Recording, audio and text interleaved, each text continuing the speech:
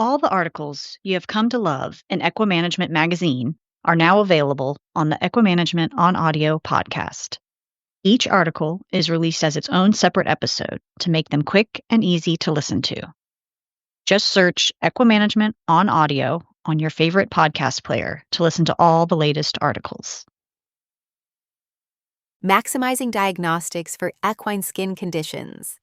During her presentation at the 2025 American Association of Equine Practitioners Convention, Dr. Julia Miller, from the Animal Dermatology Clinic in Louisville, Kentucky, gently and humorously reprimanded equine veterinarians for their diagnostic shortfalls when faced with equine dermatologic conditions.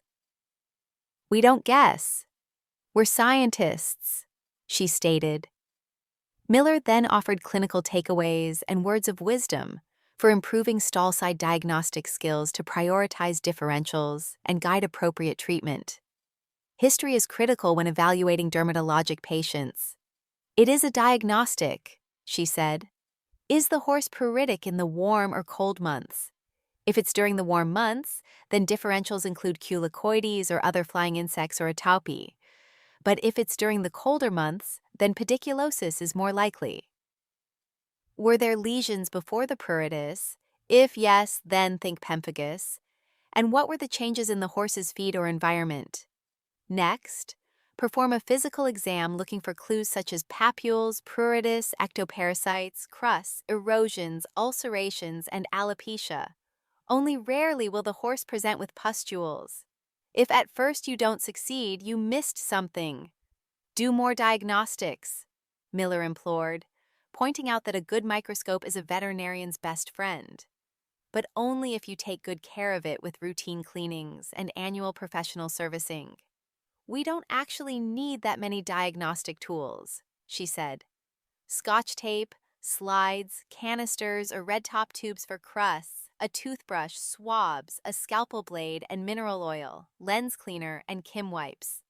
Emphasizing the importance of skin scrapings, Miller presented Chris Kringle, a 4-year-old Clydesdale that was stamping his hind limbs excessively and biting. No other horses on the farm were affected. "All Clydesdales have Coreopts bovis in their feathers. It's not about cure, just maintenance," Miller said. She reminded practitioners that C. bovis is a superficial parasite, so after clipping the feathers, scrape the skin, but not down to bleeding. This parasite can be difficult to find, and cases can be asymptomatic. Not all horses present with crusty lesions, and even Miller has had to biopsy to find them. When looking at skin scrapings under the microscope, Miller advised against staining the scrapes and recommended closing the iris diaphragm to reduce light passing through, making it easier to see parasites. "They're huge, so scan the slide at 4 times, she said.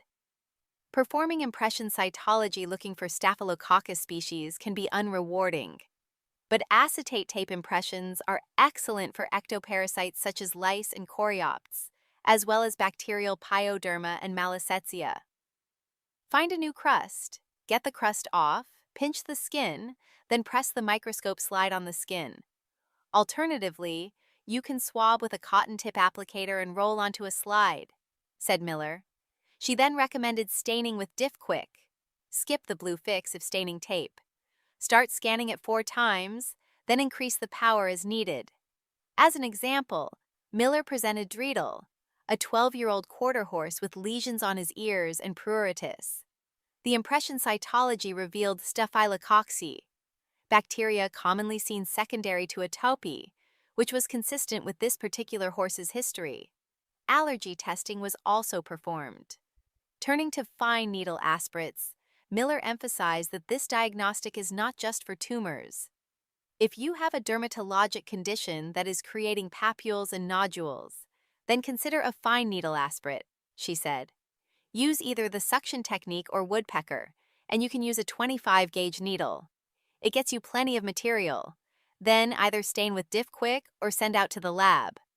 As an example, Miller described a gelding with acute onset generalized nodules on a swollen sheath. The fine needle aspirate revealed all lymphocytes, and she diagnosed lymphoma, following up with biopsy. As a second example, She presented a case with persistent nodules on the chest that improved in the winter months.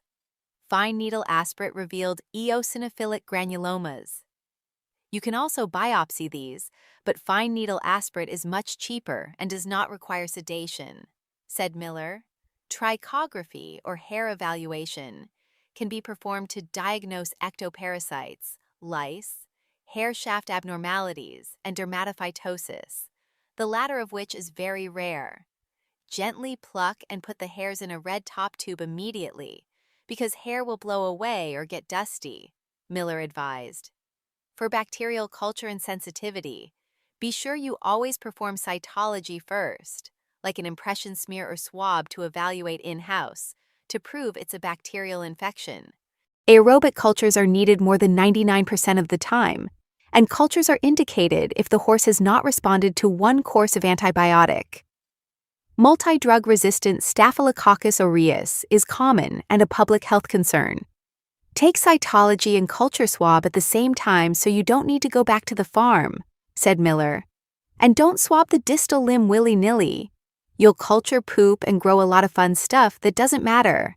Instead, make sure to swab under an affected crust. Finally, skin biopsies should be performed to diagnose vasculitis, autoimmune conditions, deep infections, and neoplasia. These must be sent to an equine dermatopathologist. It is a very specialized test. And please send a thorough history and good pictures. A description of chronic dermatitis is not a good history, Miller emphasized. She then suggested the following do's and don'ts for performing biopsies. Do not surgically clip and scrub. Send the crusts.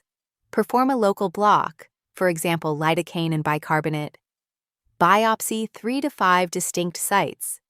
A 6 mm biopsy punch is a standard size. Biopsy the lesion. Do not take the junction of normal/abnormal unless the lesion is an ulcer. This does not apply to tumor biopsies. Do not crush samples with forceps. Accept that biopsy complications such as dehiscence do occur. When facing skin issues, particularly chronic ones, do not do the same thing over and over, said Miller. Do something different.